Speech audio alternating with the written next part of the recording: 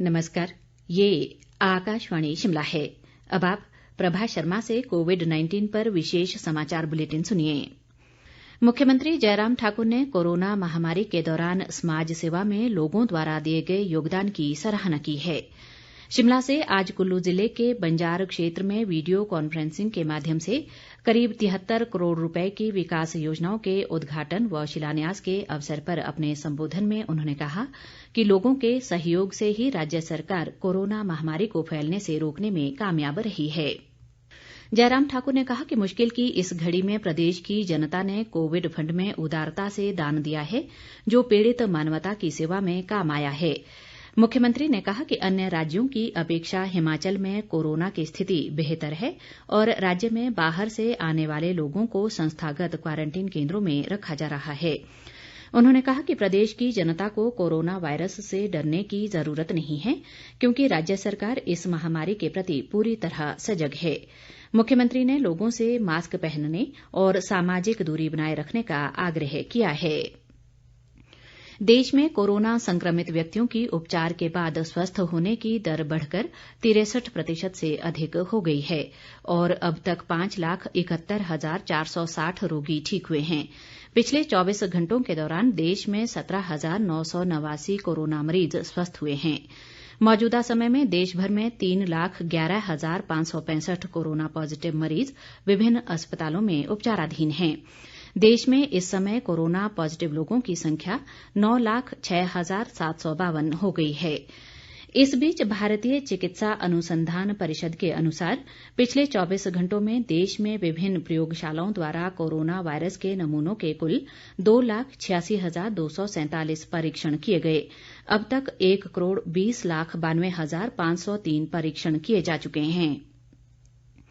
इधर प्रदेश में corona virus के मरीजों की संख्या में लगातार बढ़ोतरी जारी है और ये आंकड़ा 1,298 तक पहुंच गया है। पिछले 24 घंटों में प्रदेश में कोरोना के रिकॉर्ड 81 मामले सामने आए हैं। सोलन जिले में बीती रात एक साथ सर्वाधिक 69 मामले सामने आने के बाद प्रशासन की चिंताएं बढ़ गई हैं। इनमें से 59 लोग एक ही कंपनी के कर्मचारी हैं, जो बीबीएन क्षेत्र में कार्य करते हैं। सोलन जिले में कोरोना पॉजिटिव मामलों की संख्या बढ़कर 256 हो गई है, जिनमें से 153 सक्रिय मामले हैं।